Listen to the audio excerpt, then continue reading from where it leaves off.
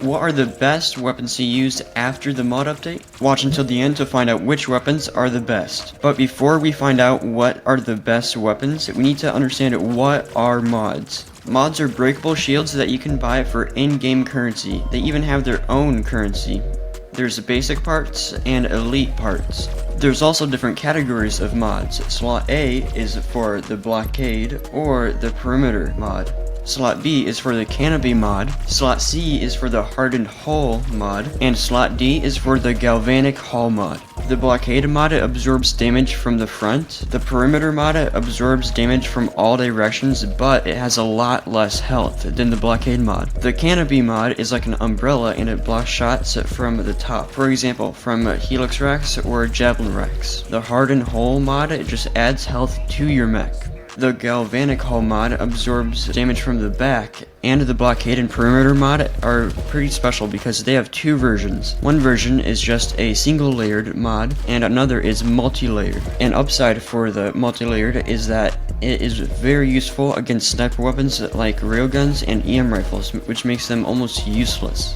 But they have a lot less health. For example, the maxed single layered blockade mod has 194,000 HP, but a max multi-layered blockade mod has only 140,000 HP, and the same goes with the perimeter mod. The max single-layered perimeter mod has a max health of 142,000, while the multi-layered perimeter mod has a max HP of 98,000.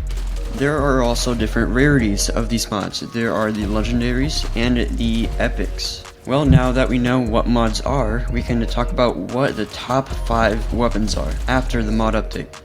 The top weapons before the update used to be like EM rifles, railguns, something that can just one-shot you, and ember guns. But now, since we have the multi-layered shields, the EM rifles and the railguns are now useless. And the same thing with fragment guns. At max level, a multi-layered shield can have 10 layers that can completely absorb a full magazine of fragment gun shots. So those are now useless. But also now the Savant.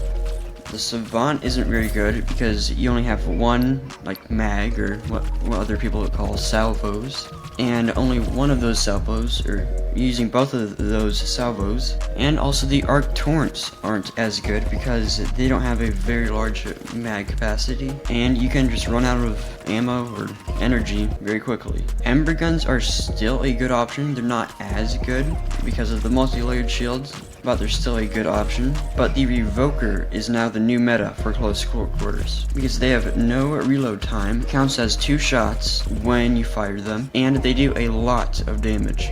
Disc launchers aren't as good.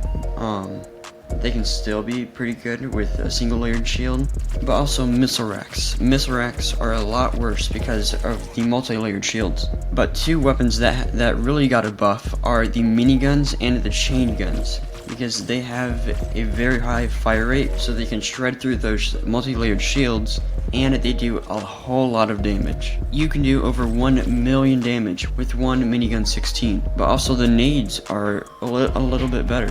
And the Vipers. The Vipers are very good at destroying shields with their missiles and their bullets, or whatever you call them. And the Disruptors got a little buff because they can destroy the shields pretty quickly with a few shots. And the last but not least that got a really big buff are the Carbines. The Carbines are really good at destroying those multi-layered shields. And if you would like to watch some gameplay with the new mods, then click this video right here, and I'll see you there.